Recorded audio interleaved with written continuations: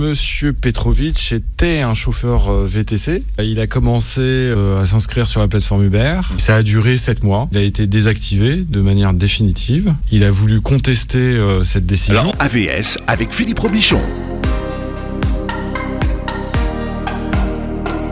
Notre invité, c'est donc Fabien Masson. Bonjour et bienvenue. Bonjour. Alors, qui est Maximilien Petrovic ? Alors, Monsieur Petrovic était un chauffeur VTC. Il a commencé en 2016 à s'inscrire sur la plateforme Uber. Avant, il faisait quoi ? Alors avant, il était commerçant. Ouais. C'était un commerçant qui avait une boutique de costumes. Et puis à partir de je crois 57 ou 58 ans, il a décidé de vendre son affaire. Et comme il avait encore quelques années à faire, il avait vu une publicité, je crois, pour être chauffeur VTC. D'accord. Il aimait les voitures, il s'est dit je vais tenter l'aventure. Et donc il s'est inscrit sur cette plateforme. Et ça a duré 7 mois. Et au bout de 7 mois, il a été désactivé de manière définitive. Il a voulu contester cette décision. Alors, qu'est-ce qu'on lui a, qu'est-ce qu'on lui a justement dit pour le désactiver ? Alors, les chauffeurs qui nous écoutent sont nombreux, vont savoir ce que c'est en fait des incidents de course ou des réclamations de clients. Alors il en a eu 3-4, il y a tout un système sur la plateforme. Quand un client n'est pas content, il peut faire une réclamation et ensuite le chauffeur est sanctionné.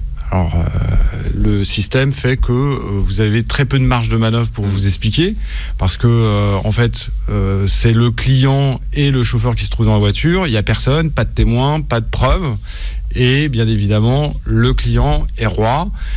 Donc le chauffeur a très peu de possibilités de se défendre, et donc vous avez une automaticité en fait des sanctions. Alors au début, on vous fait un petit rappel, on vous rappelle les règles. Ensuite, si ça se multiplie, vous avez une petite désactivation provisoire. Et puis si vous accumulez 3 ou 4 incidents, alors après c'est assez technique puisqu'ils font des moyennes, vous avez une désactivation définitive. Ce que je peux vous dire, c'est que le dernier incident, il a refusé de prendre une femme avec un enfant en bas âge.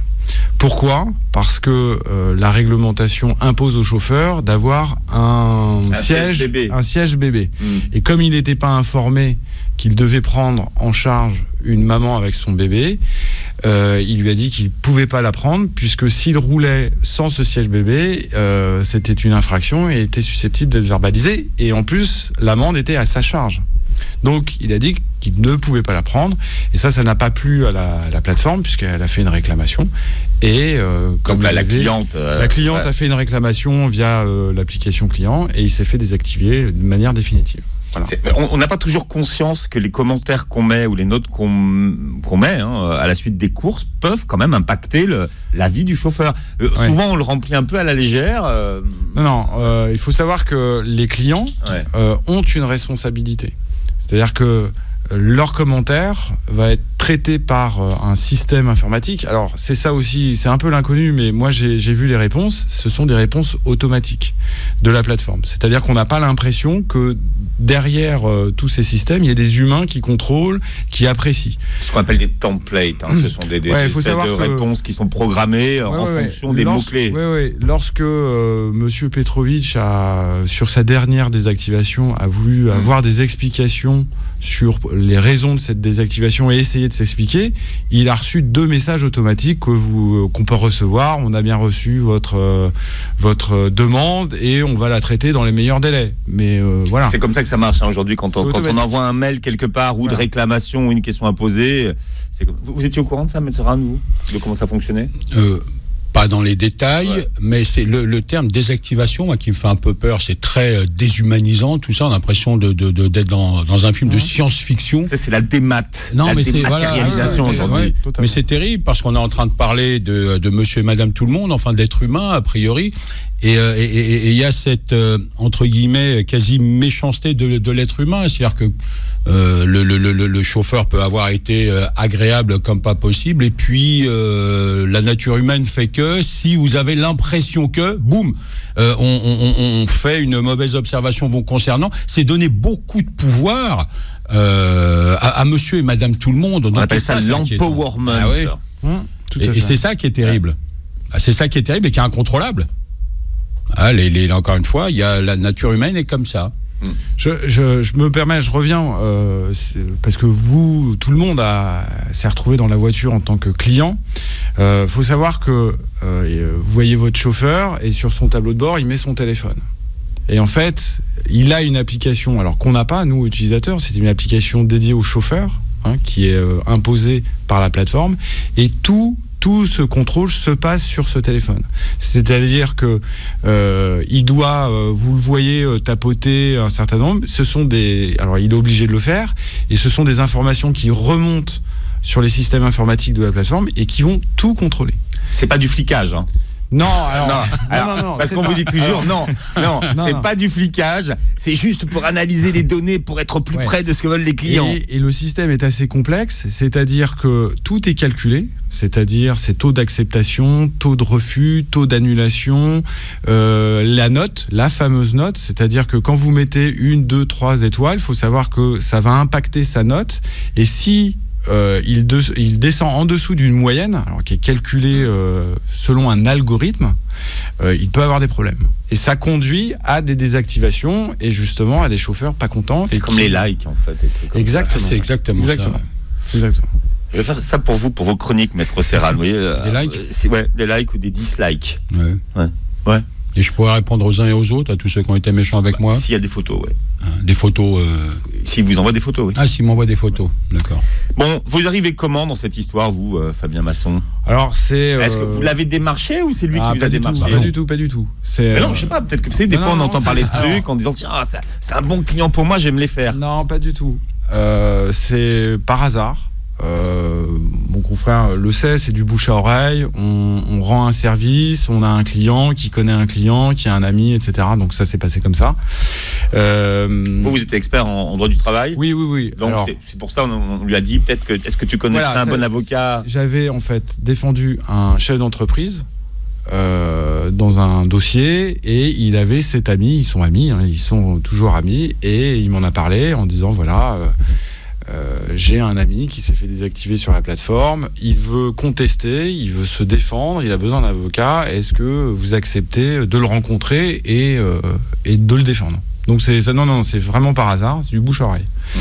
Alors auparavant j'avais eu quelques demandes de conseils pour des entreprises. Parce qu'il faut savoir que ces demandes de requalification, l'avocat n'est pas l'avocat pro-employeur ou pro-salarié. C'est assez inédit comme situation.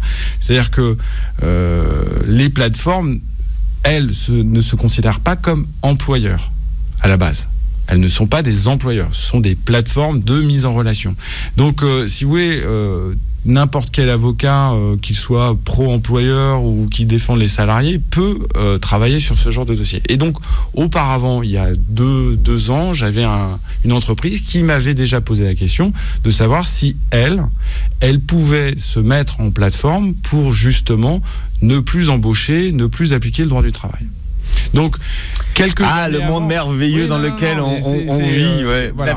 Vous étiez de l'autre côté de la barrière. Alors j'avais déjà travaillé sur ces modèles, et je leur avais dit de ne pas le faire parce que il y avait un risque de requalification en contrat de travail. Donc j'avais été déjà, alors c'est vraiment le hasard, j'avais été sensibilisé, j'avais déjà travaillé, et donc quand j'ai reçu M. Petrovic, j'avais déjà un point de vue sur ces modèles, et donc j'ai proposé à M.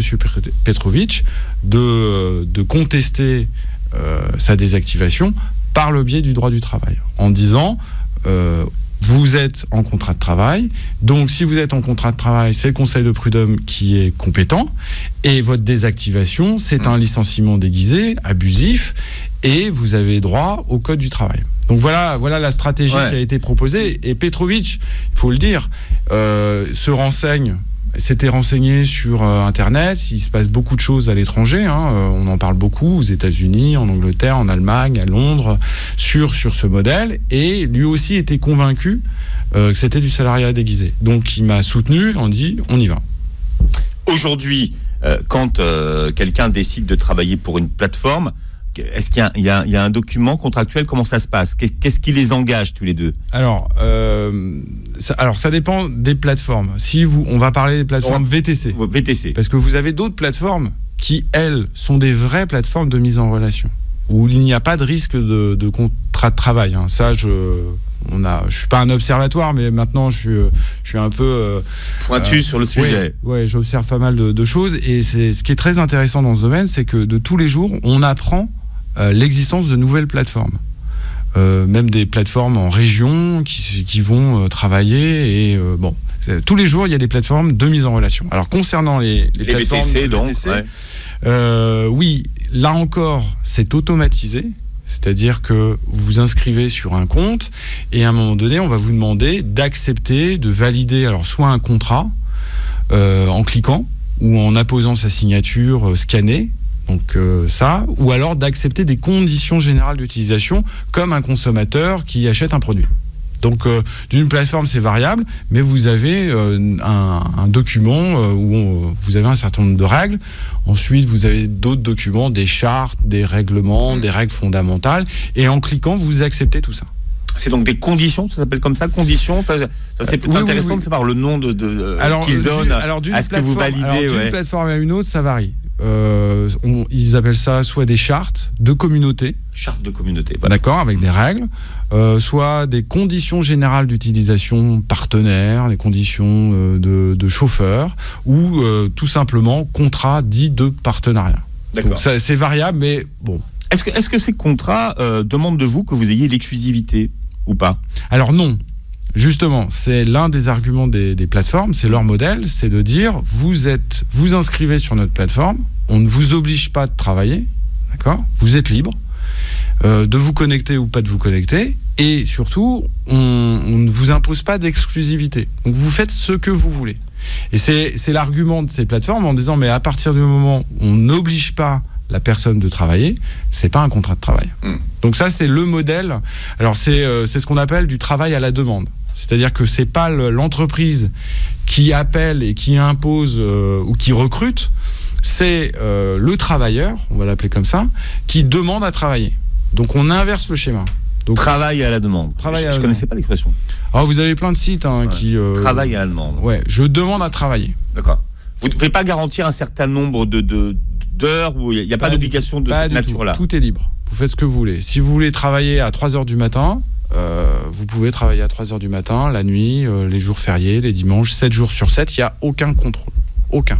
Voilà, Maître Serra, nous avons invité aujourd'hui Fabien Masson, qui est avocat au barreau de Paris. C'est lui qui a vaincu Hubert. Terrassé Hubert. On n'invite pas beaucoup de personnes, mais on invite des cadors. Vous voyez, non, parce qu'il faut qu'il se mesure à vous. Non, mais voilà, donc c'est vrai que c'est sympa d'avoir accepté cette invitation, sincèrement. Merci. Ouais. Bien, finalement, ce qui est intéressant aussi, c'est que dans cet univers c'est la nouveauté, le nouveau monde. Dans le nouveau monde. Ouais, le nouveau monde. Ouais, dans cette plateformisation de la société, j'aime bien ça. Il y a tout un langage, il y a toute une façon d'évoquer les choses qui sont pas comme dans l'ancien monde. Tout à fait. Alors on parle beaucoup déjà de communauté. C'est le mot qui revient, communauté de chauffeurs, communauté d'utilisateurs, communauté. On est dans une communauté et on travaille. Voilà, ça c'est un mot qui revient beaucoup. Ensuite, utilisateur. Alors c'est qui l'utilisateur? Alors justement, ce sont les clients. Alors ceux qui utilisent le service. Ah, c'est pas des clients. Alors si, c'est client final, mais on a remplacé le mot client par utilisateur. Ça, c'est un mot qui revient beaucoup.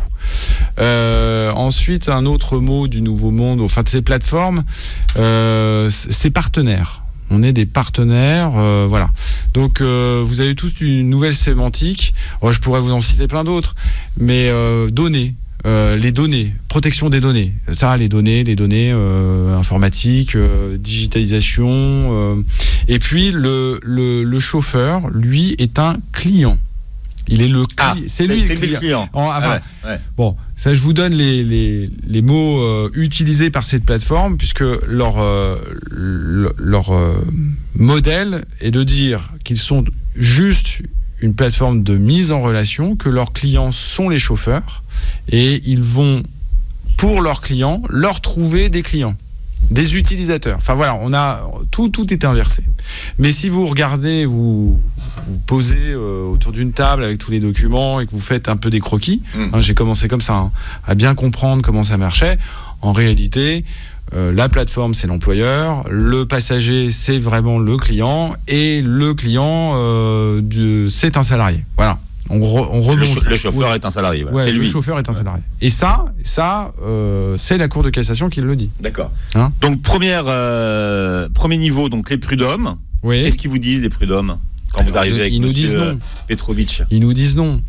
Ils nous disent qu'ils ne sont pas compétents, que c'est pas un contrat de travail, qu'il est libre de se connecter quand il veut, donc c'est pas un contrat de travail. Ça, c'est la décision. Alors, pour plein de raisons, c'est un problème de connaissance. Donc, c'est une décision de 2017. C'était une des premières. C'est vrai qu'il faut comprendre comment ça marche. Et là, on a eu une barrière, je dirais une barrière naturelle, c'est l'impossibilité ou la méconnaissance de ces systèmes. Donc, on a fait appel.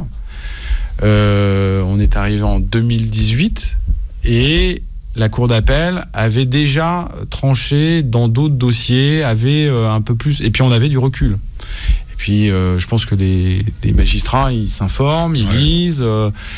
Bon. Et là, on a eu une écoute un peu plus grande. Ce sont des magistrats professionnels. Ils ont appliqué le droit. Et ils ont aussi vu la jurisprudence évoluer. Il y a eu un premier arrêt en novembre 2018 sur les plateformes vélo de la Cour de cassation. Donc déjà en fin novembre 2018, la Cour de cassation en haut change, dit non.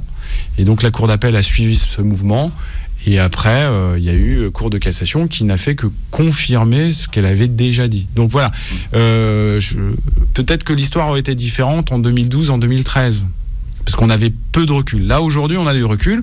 On a des études aussi du CNRS sur la sociologie des chauffeurs, un constat de précarité, et puis aujourd'hui, on s'est habitué à ça. Donc, on a la possibilité d'analyser, et juridiquement, c'est du classique.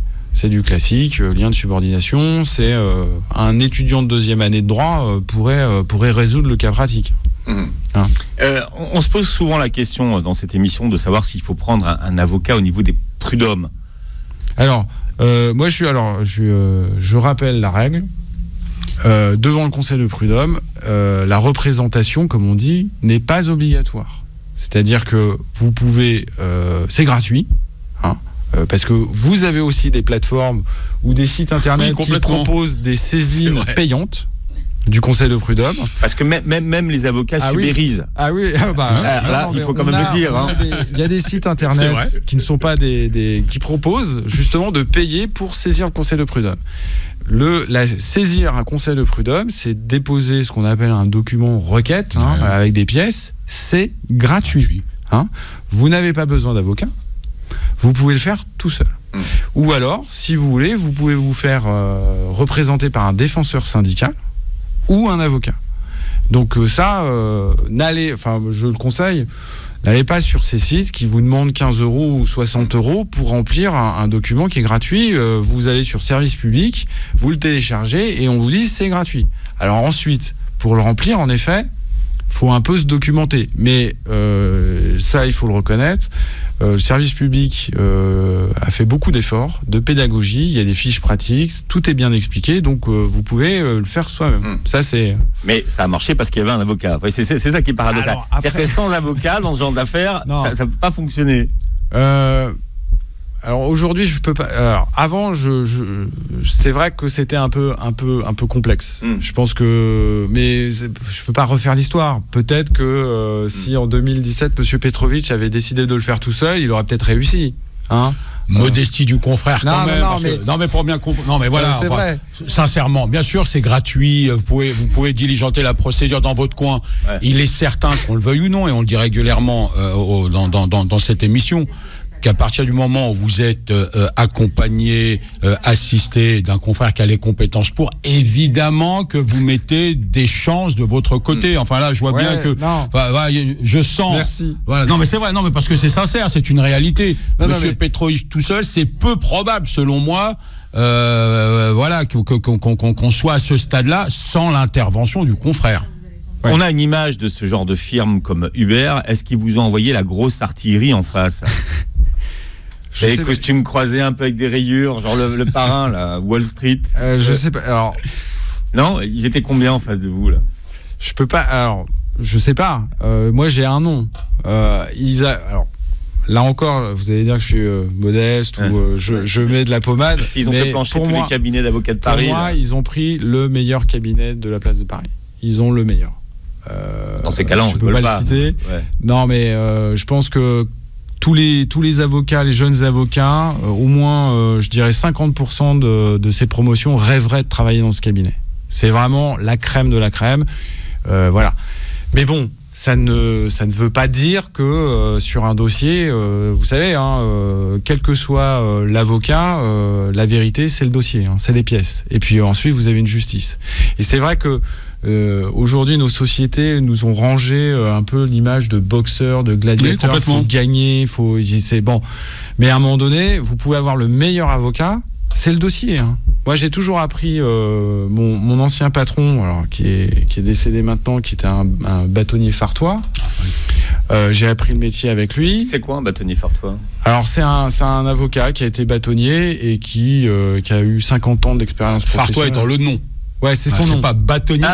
J'ai cru que c'était pas une qualification. J'ai cru que c'était une qualification. Non, c'est Jean-René Fartois. Ouais. Bon, Jean-René Fartois, voilà. Qui nous a quittés il y a quelques mois. Moi, il m'a toujours appris ce métier en disant, voilà, la vérité, quand on gagne un dossier, c'est les pièces. Les pièces, rien que les pièces. Donc, vous pouvez avoir le meilleur avocat si votre dossier est pauvre. Bon. Et puis. C'est pour ça que Fillon, il est venu avec beaucoup de pièces à ce moment-là.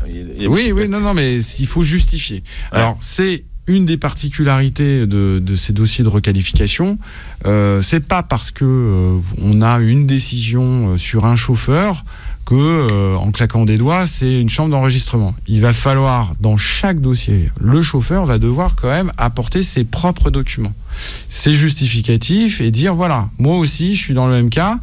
Et voilà mon contrat, voilà mes sanctions, voilà mes temps, etc., etc. Ne s'applique donc qu'à un chauffeur qui a été désactivé. Non, pas forcément. Pas forcément. La jurisprudence, elle s'applique dans quel cas? Aujourd'hui, je parle des chauffeurs VTC auto-entrepreneurs et surtout en SASU. C'est surtout ceux-là. Ceux qui se trouvent dans une société capacitaire, là, j'ai pas assez d'informations pour prononcer. Mais pour les VTC auto-entrepreneurs et en SASU, donc société par action simplifiée unipersonnelle. Ceux qui nous écoutent savent à peu près à quoi ça ressemble. C'est une société où vous êtes tout seul. C'est une sorte de véhicule juridique, habillage. Ceux-là, ils peuvent utiliser, même pas désactiver, utiliser ce moyen juridique pour réparer et obtenir des droits dans le passé. Alors on me pose souvent la question, si je le fais et si je continue à travailler avec Uber, qu'est-ce qui va m'arriver? Est-ce qu'ils vont me désactiver? Est-ce qu'ils vont bloquer mon compte? Ça, il faut poser la question à Uber. On ne sait pas. On n'a pas de cas pour l'instant. Aujourd'hui, on n'a pas de cas. Alors, si on a un cas qui a été évoqué par un des chauffeurs hier soir, il y avait Monsieur Petrovic et à côté, il y a eu une action de 10 chauffeurs VTC qui sont en attente. Je crois qu'ils passent en septembre. Bon, problème de calendrier. Ceux-là ont déposé leur dossier, je crois qu'ils continuent à travailler et ils ne sont pas désactivés. Parce que la plateforme Uber a pris cette décision. Alors bien évidemment, et si Uber s'amuse à chaque dossier de requalification de désactiver, je crois que stratégiquement c'est pas bon pour eux parce que parce que c'est des circonstances aggravantes et ça va se traduire en justice par des dommages et intérêts supplémentaires. Donc moi je dis ils n'ont pas intérêt à le faire. Mais en effet, ça va être une situation inédite. On peut avoir des centaines de chauffeurs qui continuent à travailler, mais dans le même temps déposent leur dossier en requalification en contrat de travail. Est-ce que ça veut dire qu'ils vont changer la façon dont vous travaillez pour eux à un moment donné, puisque là on parle de requalification? Est-ce que ça veut dire que c'est l'engagement qui changera? L'engagement, c'est-à-dire qu'à partir du moment où vous voudrez travailler pour Uber, l'espèce de conditions générales d'accès et d'utilisation que vous validez, est-ce que c'est amené à être changé? Alors, il y a eu... Pour pas qu'il y ait justement toutes ces requalifications. C'est ça qui est assez intéressant, c'est que vous avez la loi sur l'offre de mobilité, ce qu'on appelle la loi LOM, qui a été votée là, fin 2019 et qui prévoit un article 44, les chauffeurs le connaissent, qui prévoit la possibilité de charte sociale, de responsabilité sociale sur les plateformes. Donc aujourd'hui, les plateformes, elles travaillent sur cet article pour améliorer et modifier les conditions. Mais là, on a encore une nouveauté, c'est pas la loi, c'est une décision de justice qui va encore plus loin et qui dit c'est fictif, hein. La Cour de cassation prononce ce terme fictif, et c'est du contrat de travail. Donc là, les plateformes doivent, à mon sens, se réunir en réunion de crise et analyser et voir ce qu'elles font. Je peux pas répondre à la place de ces plateformes. On parle de plateforme Uber, mais il y en a d'autres. Je vais pas citer leur nom, mais il y en a 3 ou 4 qui se sont inspirés du même modèle. Vous parlez tout à l'heure de plateforme de mise en relation. Voilà. VTC. Je parle de VTC. Ouais. Et à côté, on peut élargir le spectre, hein, vous en avez plein d'autres. Et les chauffeurs me parlent de petites plateformes qui font exactement comme Uber, mais elles sont beaucoup plus discrètes et ça concerne 10, 20, 30 personnes. Il y a toute cette activité et c'est en effet... cette décision peut entraîner ou peut obliger le législateur et les plateformes à réfléchir sur ce modèle. Et moi j'ai des enfants, le plus grand il a 8 ans, je pense que lui quand il travaillera d'une autre manière et sur des plateformes. Donc c'est aussi l'avenir de nos enfants, des générations. Faut avoir aussi ça en perspective. C'est l'avenir, mais ils peuvent avoir des droits et notamment un droit du travail. Et alors, droit du travail, ça c'est à discuter, mais derrière aussi, il y a une protection sociale. Bah oui. Alors non, mais parce que nous on distingue les deux, parce que le droit du travail, c'est des règles, des horaires, des temps de travail, mais derrière aussi il y a la protection sociale, le droit au chômage, la sécurité sociale. Qu'ils n'avaient pas, voilà. Très peu. Donc ça aussi, c'est tout est sur la table. Je pense que cette décision et les magistrats ont lancé ce message en disant bon. Vous avez un afflux chez vous dans votre cabinet depuis une semaine de chauffeurs VTC qui. Oui. Aujourd'hui, alors beaucoup de chauffeurs viennent pour s'informer, pour savoir est-ce qu'ils ont le droit, est-ce qu'ils peuvent, etc., etc. Oui. Et puis clairement, il y a un mouvement de gens qui. Oui. Après, je peux pas aujourd'hui vous donner un nombre de dossiers précis parce que il y a d'autres confrères aussi, il y a des réseaux sociaux, il y a tout ça, il y a des chiffres qui tournent, mais pour l'instant, pas. C'est juste de l'information. Un appel d'air donc. Oui. Voilà, maître Fabien Masson, qui est avocat au barreau de Paris. Merci d'avoir été avec nous ce matin. Merci, bonne journée à tout le monde. Merci. Maître Serran, merci d'avoir été avec nous. En tout cas, merci aux confrères d'avoir accepté l'invitation. Voilà, et je crois qu'il a apporté ses lumières à tous ceux qui nous écoutent, là, les VTC. N'hésitez pas à contacter Maître Masson. Merci.